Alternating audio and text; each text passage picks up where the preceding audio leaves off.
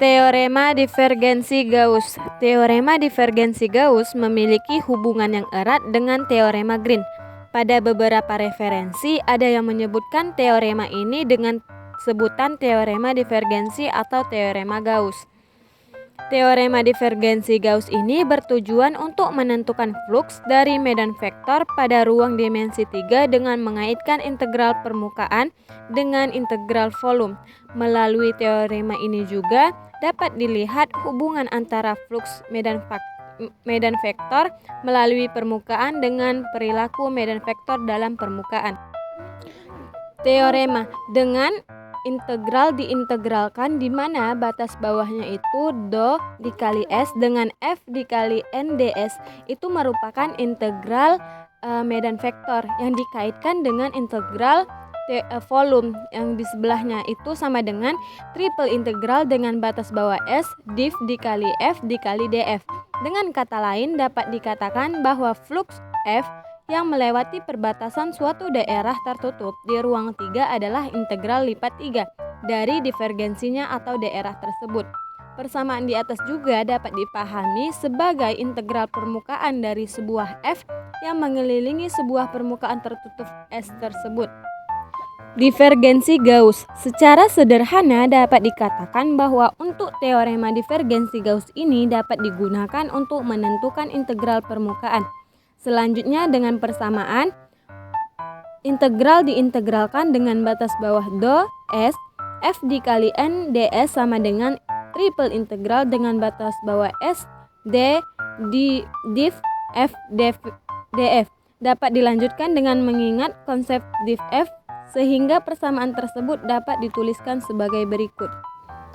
Rumus dari teorema divergensi Gauss yaitu double integral do s f dikali n ds sama dengan triple integral dengan batas bawah s div f dikali dv sama dengan triple integral s dikali dengan do m per do x ditambah do n per do y ditambah do p per do z dikali dv. Kemudian contoh 1, hitung flux medan vektor F sama dengan X pangkat 2I ditambah 2XZJ ditambah YZ pangkat 3K melewati permukaan benda persegi panjang S yang ditentukan oleh 0 lebih kecil sama dengan X dan X lebih kecil sama dengan 1, 0 lebih kecil sama dengan Y lebih kecil sama dengan 2, dan 0 lebih kecil sama dengan Z lebih kecil sama dengan 3. Penyelesaiannya yaitu M sama dengan X pangkat 2, maka do M per do X sama dengan 2X. N sama dengan 2XZ, maka do N per do Y sama dengan 0. P sama dengan YZ pangkat 3, maka do P per do Z sama dengan 3YZ pangkat 2. Menurut teorema Gauss didapat bahwa double integral dengan batas bawah do S F dikali NDS sama dengan triple integral dengan batas bawah S dikali dengan 2X ditambah 0 ditambah 3YZ pangkat 2 dV sama dengan integral dengan batas atas 1 batas bawah 0, integral dengan batas atas 2 dan batas bawah 0, dan integral dengan batas atas 3 dan batas bawah 0 dikali 2X ditambah 3YZ pangkat 2 dz dy dx sama dengan 55. Nah, pembuktiannya yaitu triple integral dengan batas atas 1, 2, 3 dan batas bawahnya 0, 2x ditambah 3yz pangkat 2 dz dy dx. Kemudian didapatlah bahwa double integral dengan batas atas 1, 2 dan batas bawah 0, 2x ditambah 3y 1/3 z pangkat 3 dengan batas atas 3 dan batas bawah 0 dikurang 0 dy dx. Didapatlah hasil double integral dengan batas atas 1, 2 dan batas bawahnya 0, 2x ditambah 3y 1/3z pangkat 3 dy dx. Kemudian setelah kita cari batas bawahnya 0 dan batas atasnya 2, didapatlah hasil integral dengan batas 1 dan batas bawah 0, 2x ditambah 3/2 2 pangkat 2 dikali 9 dx. Kemudian yang terakhir kita mencari integral dengan batas bawah 0 dan batas atasnya 1. Jadi 2x pangkat 2/2 ditambah 6 dikali 9 dengan batas atas 1 dan batas bawah 0, didapatlah hasilnya yaitu 1 ditambah 6 dikali 9 sama dengan 55. Mas Stokes. Menurut James Stewart 1998 menyatakan, misalkan S adalah permukaan yang dibatasi oleh kurva perbatasan C yang tertutup dan sederhana dengan orientasi positif, dan F adalah medan vektor yang komponennya mempunyai turunan parsial kontinu pada daerah terbuka R pangkat 3 yang mengandung S. Maka integral batas bawah C F dikali dr sama dengan diintegralkan integral batas bawah S rho F dikali ds. Karena integral batas bawah C F dikali dr sama dengan integral batas bawah C F dikali T ds dan diintegralkan integral S rho F dikali ds sama dengan diintegralkan integral batas bawah C rho F dikali N ds. Teorema Stokes merupakan integral garis sekeliling kurva perbatasan S dari komponen singgung F adalah integral permukaan dari komponen normal dari rho F. Kurva perbatasan yang terorientasi secara positif dari kurva perbatasan yang diorientasikan secara positif dari kurva diorientasikan S biasanya ditulis sigma S, sehingga teorema Stokes dapat dinyatakan sebagai integral rho F dikali ds sama dengan integral F dikali dr.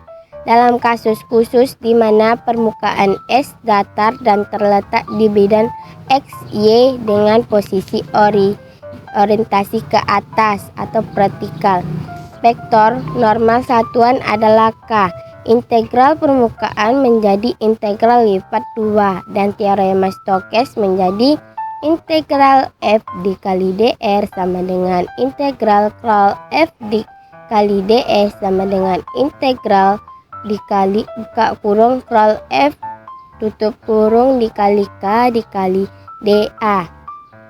Persamaan di atas sama dengan bentuk vektor dari teorema Green. Jadi dapat dilihat bahwa teorema Green benar-benar merupakan kasus khusus dari teorema Stokes. Bukti kasus khusus teorema Stokes. Misalkan persamaan S adalah Z sama dengan G, X, Y elemen D dengan G mempunyai turunan parsial orde 2 kontinu dan D adalah daerah bidang sederhana yang kurva pembatas C1-nya berkaitan C. Jika orientasi S adalah ke atas, maka orientasi positif dari C berkaitan dengan orientasi positif dari C1. Dapat dilihat gambar 4. Kita diberi F sama dengan PI ditambah QJ ditambah RK dengan turunan parsial P, Q, dan R kontinu. Karena S adalah grafik fungsi dapat diterapkan rumus double integral S curl F ds kontinu integral D do R per do Y dikurang do Q per do Z tutup kurung do Z per do X dikurang buka kurung do V per do Z dikurang do R per do X tutup kurung do Z per do Y ditambah buka kurung do Q per do X dikurang do P per do Y tutup kurung dA. Dengan turunan parsial dari V, Q, dan R dihitung di titik X, Y, G, buka kurung X, Y, tutup kurung. Jika X sama dengan X, buka kurung T, tutup kurung, Y sama dengan Y, buka kurung T, tutup kurung, A lebih kecil dari T lebih kecil notasi paramatik untuk C1, maka persamaan paramatik untuk C yaitu X sama dengan X, buka kurung T, tutup kurung, Y sama dengan Y, buka kurung T, tutup kurung, Z sama dengan G, buka kurung X, Y, tutup kurung. Dan A lebih kecil sama dengan T lebih kecil sama dengan B. Dengan aturan bantuan rantai, integral garis tersebut dapat dihitung sebagai berikut. Integral C F titik dr sama dengan integral batas bawah A batas atas B, buka kurung P dx per dt ditambah Q dy per dt ditambah R dz per dt, tutup kurung dt. Baru integral batas bawah A dan batas atas B, buka kurung P dx per dt ditambah Q dy per dt ditambah R, buka kurung dz dy per dy bawah A batas atas B, P ditambah R dx per dx dx per dt ditambah Q tambah R dx per dy dy per dt. Nah, selanjutnya yaitu integral P tambah R dz per dx dx ditambah Q tambah R dz per dy dy sama dengan double integral D do per dx, buka kurung Q ditambah R, tutup kurung, dikurang do per dy, buka kurung P tambah R, tutup kurung, dy per dx dA. Baik, di sini kita masuk ke dalam contoh soal dan penyelesaiannya. Yang pertama itu diketahui lapangan vektor F dengan nilai X, Y, Z yaitu 3YI dikurang XZJ ditambah XY kuadrat.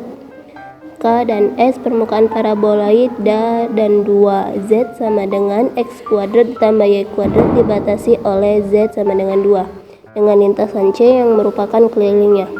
Gunakan teorema Stokes untuk menghitung integral S kru F dikali N dA. Nah, penyelesaiannya yaitu kita lintaskan C kali 2 ditambah Y kuadrat sama dengan 4, kemudian nilai Z-nya yaitu sama dengan 2 atau Z sama dengan 2 cos T dan Y sama dengan 2 sin T dengan nilai Z sama dengan 2 yang memungkinkan T lebih kecil sama dengan 0 dan 2 kuadrat. Kemudian integral S kur F dikali N dikali dA sama dengan integral F dikali dr. Kemudian kita dapatkan hasilnya yaitu integral integral C sama dengan 3Y dx dikurang XZ dy ditambah YZ kuadrat dz dan menghasilkan integral dengan batas bawah 2V dan batas bawah 0 yang menghasilkan 3 buka kurung 2 sin T kemudian dikurang dengan 2 cos T dikali 2 ditambah 2 sin T kemudian 2 kuadrat dikali dt. Kemudian kita dapatkan hasilnya yaitu integral dengan batas bawah 2V dan batas bawah 0 yaitu 6 sin T dikurang 4 cos T ditambah 8 sin T sama dengan dt, kemudian 6 cos T dikurang 4 sin T dan dikurang 8 cos T sama dengan 2V dan batas bawah 0. Kemudian kita jumlahkan dulu yaitu dia mendapatkan hasil min 6 cos 2V dikurang 4 sin 2V dikurang 8 cos 2V sehingga min 6 dikali 1 dikurang 4 dikali 0 kemudian 8 dikali 1 dikurang min 6 dikali 1 dikurang 4 dikali 0 dikurang 8 dikali 1 dan menghasilkan nilai akhirnya itu sama dengan 0. Baik, untuk nilai selanjutnya yaitu pada soal nomor 2.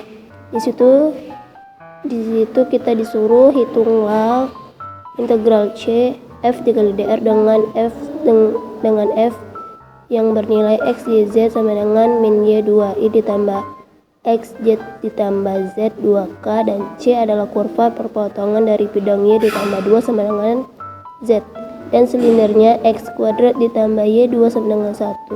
Ini kita orientasikan dengan C yang berlawanan arah putaran jarum jam ketika dipandang dari atasnya. Kemudian untuk penyelesaiannya yaitu walaupun integral C f dr dapat dihitung secara langsung, tetapi lebih mudah menggunakan teorema Stokes. Adapun caranya itu dengan menggunakan rule F sama dengan kita misalkan I J K nya itu dengan do per do dikali do per do y dibagi do per do z, yang dimana do itu sama dengan y dikurang 2 kuadrat x dan z kuadrat, sehingga menghasilkan rumus do per do y dikurang do per do z i dikurang do per do z dan do per do z j ditambah do per do x dan do per do y k, sehingga nilai x nya itu 0 dikurang z kuadratnya itu 0 ditambah y kuadratnya itu 1 ditambah z kuadratnya itu 2y dan ditambah y kuadrat 2 nya itu k, dan menghasilkan nilai akhirnya itu 1 tambah 2y k. Jika diorientasikan S ke atas, maka C mempunyai orientasi terreduksi positif. Proyeksi D dari S pada bidang X Y adalah cakram X kuadrat tambah Y kuadrat lebih kecil dari 0, sehingga dengan menggunakan persamaan integral C f dikali dr sama dengan integral S rule f dikali ds dengan Z G buka kurung X Y sama dengan 2 dikurangi yang berasal dari perpotongan bidang X tambah Z sama dengan 2. Baiklah, itulah materi terakhir sekalian materi penutup dari kelompok 3.